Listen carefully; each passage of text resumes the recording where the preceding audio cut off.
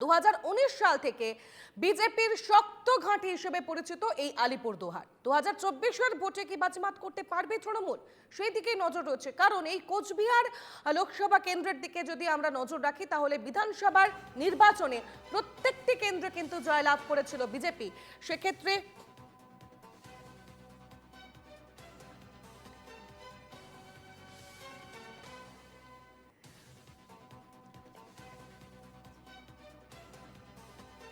আলিপুরদুয়ারের ছবি আপনাদের দেখাচ্ছি। সকাল থেকেই ভোট গ্রহণ পর্ব শুরু হয়ে গিয়েছে।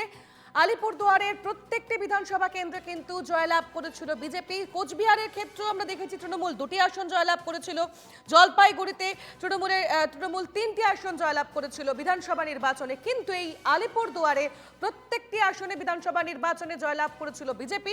এবং 2019 লোকসভা নির্বাচনে আমরা দেখেছি একেবারে বিজেপি নিজেদের ভিত ক্রমশ শক্ত করেছে এই আলিপুরদুয়ারে।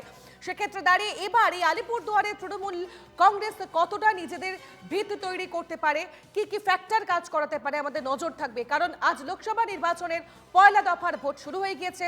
এ রাজ্যের 3টি কেন্দ্র আলিপুরদুয়ার, জলপাইগুড়ি, কোচবিহার শুরু হয়ে গিয়েছে নির্বাচন পর্ব। এই মুহূর্তে সরাসরি আপনাদের আমরা আলিপুরদুয়ারের ছবি দেখাচ্ছি। আমাদের সঙ্গে সরাসরি রয়েছেন প্রতিনিধি সুদীপ বন্দ্যোপাধ্যায়।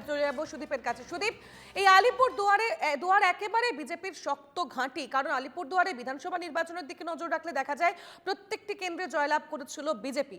সেক্ষেত্রে দাঁড়িয়ে এই লোকসভা নির্বাচনে তৃণমূলের কি কি ফ্যাক্টর কাজ করতে চলেছে সেই দিকে আমাদের নজর রাখতেই হচ্ছে। তবে আজ সকাল থেকে নিরাপত্তার দিকটা কতটা নজরে পড়ছে তোমার? কিভাবে চলছে ভোট গ্রহণ পর্ব?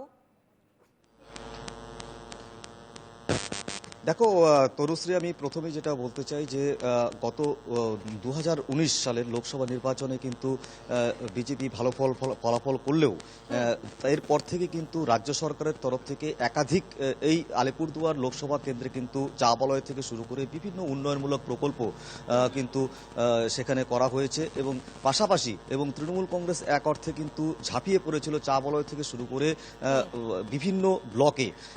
স্বাভাবিকভাবে কিন্তু এই বছর লোকসভা নির্বাচনে এখন দেখার যে চা বলয়ের ভোট এবং আলিপুরদুয়ার বিভিন্ন প্রান্তের যে ভোট সেটা কিন্তু তৃণমূল কংগ্রেসের পক্ষে কতটা পড়ে সেটাই কিন্তু দেখার। এই মুহূর্তে আমাদের সাথে রয়েছে আলিপুরদুয়ারের বিধায়ক সুমন কাঞ্জিলাল। আমরা সরাসরি চলে যাচ্ছি যে সুমন কাঞ্জিলালের কাছে, যে তিনি কি বলেন। বলছি যে দাদা, এই লোকসভা নির্বাচনে সাধারণ মানুষের দেখা যাচ্ছে যে উচ্ছ্বাস এবং সকাল থেকে কিন্তু লম্বা লাইনের ভিড় এবং আপনিও দাঁড়িয়েছেন, সেক্ষেত্রে কি বলবেন যে আজকের ভোট কতটা শান্তিপূর্ণভাবে ভোট? আমরা লাইনে দাঁড়িয়ে আছি, সবাই ভোট দিচ্ছে, আপনারা দেখছেন সকাল থেকে মানুষ স্বতঃস্ফূর্তভাবে ভোট দিচ্ছে। শান্তিপূর্ণভাবে অবাধ ভোট হোক, এটাই আমরা চাইছি।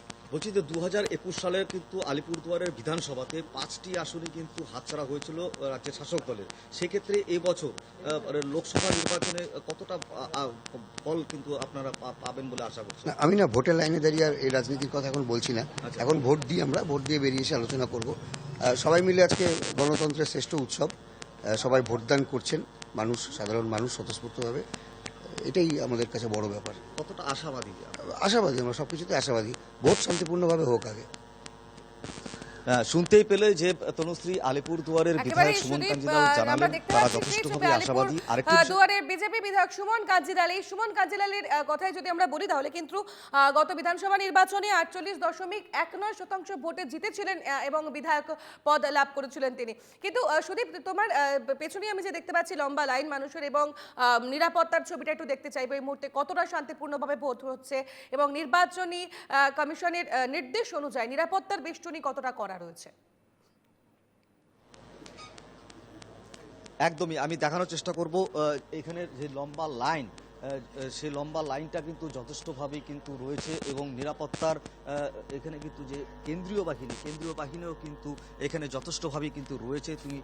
আমি দেখানোর চেষ্টা করছি যে এখানে কেন্দ্রীয় বাহিনী কিন্তু যথেষ্টভাবে রয়েছে, কেন্দ্রীয় বাহিনীও রয়েছে, পাশাপাশি এখানে পুলিশের কর্মীরাও কিন্তু রয়েছে। স্বাভাবিকভাবে কিন্তু আলিপুরদুয়ারের বিভিন্ন ভোট কেন্দ্রগুলোতে কিন্তু স্বাভাবিকভাবে কিন্তু একটি নিরাপত্তার মধ্যেই কিন্তু ভোট গ্রহণ প্রক্রিয়া কিন্তু ইতিমধ্যে কিন্তু শুরু হয়েছে।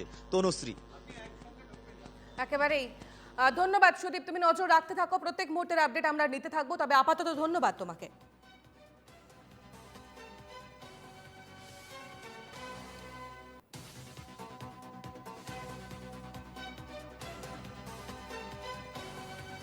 আলিপুরদুয়ারের বিজেপি প্রার্থী মানোজ টিগ্গা তার বক্তব্য একবার আপনাদের শোনাই।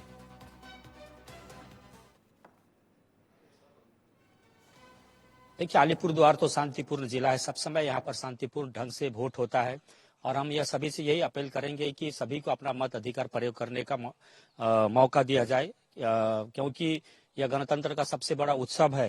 लोग अपना मत का प्रयोग करेंगे तभी सही जो उम्मीदवार है जीत करके जाएंगे। देखिए, अलीपुरद्वार तो शांतिपूर्ण जिला है। सब समय यहाँ पर शांतिपूर्ण ढंग से वोट होता है और हम यह सभी से यही अपील करेंगे कि सभी को अपना मत अधिकार प्रयोग करने का मौका दिया जाए, क्योंकि यह गणतंत्र का सबसे बड़ा उत्सव है। लोग अपना मत का प्रयोग करेंगे तभी सही जो उम्मीदवार है जीत करके जाएंगे।